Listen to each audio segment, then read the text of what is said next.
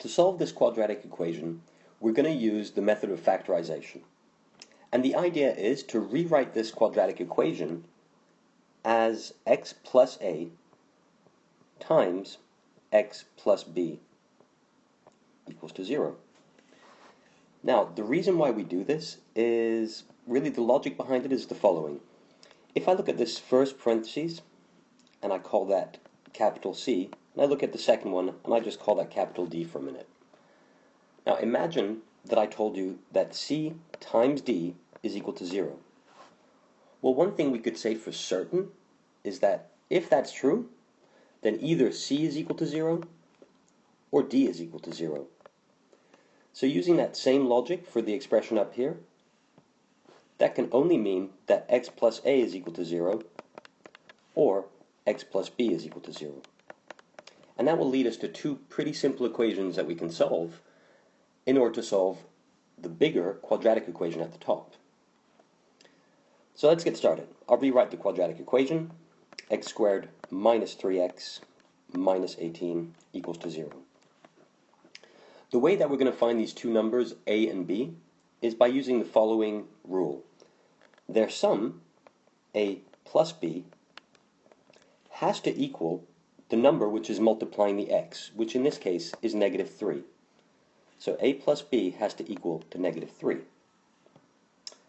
The second rule is that a times b, their product, has to equal to the last number in the equation, the one without an x, which here is negative 18.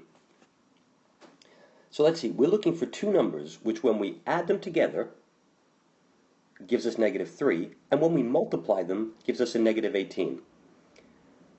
Now it's a good habit to pick up, to just try and think for a second, if we're multiplying them and the result is negative, that can only mean one thing. One of the two numbers has to be negative, a or b. And the second thing, we see that when I add a plus b, the result is negative as well. So that means that the biggest of the two numbers in terms of size must be the negative one. When we can't see the result right away, a really good idea is to look at all the factors of 18. And the factors of 18 are 1, 2, 3, 6, 9, and 18.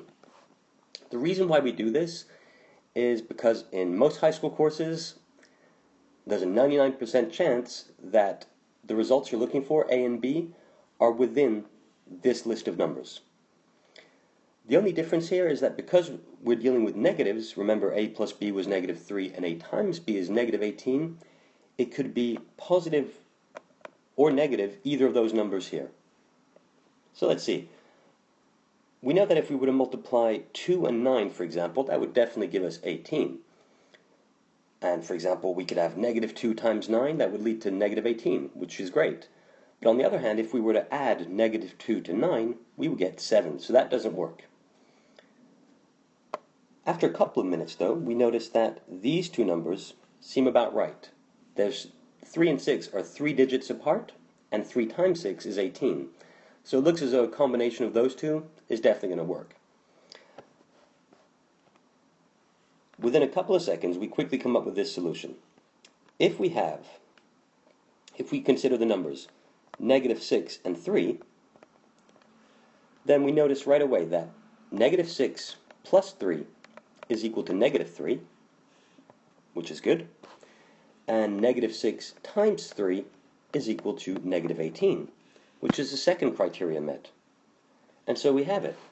We can now say that A is equal to negative 6 and B is equal to 3.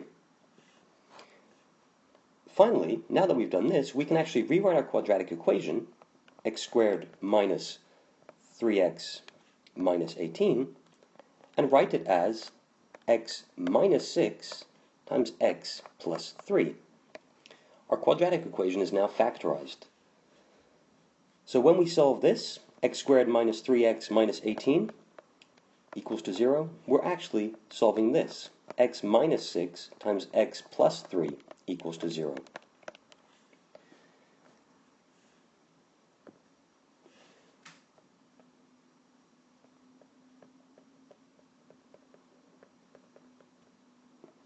So, for that to be equal to 0, as we said earlier on, either x minus 6 will be equal to 0, or x plus 3 will be equal to 0. This first equation leads us to the answer x equals to 6, and the second equation leads us to the answer x is equal to negative 3. So our quadratic equation has two solutions, x equals to negative 3, and x is equal to 6. And we're done.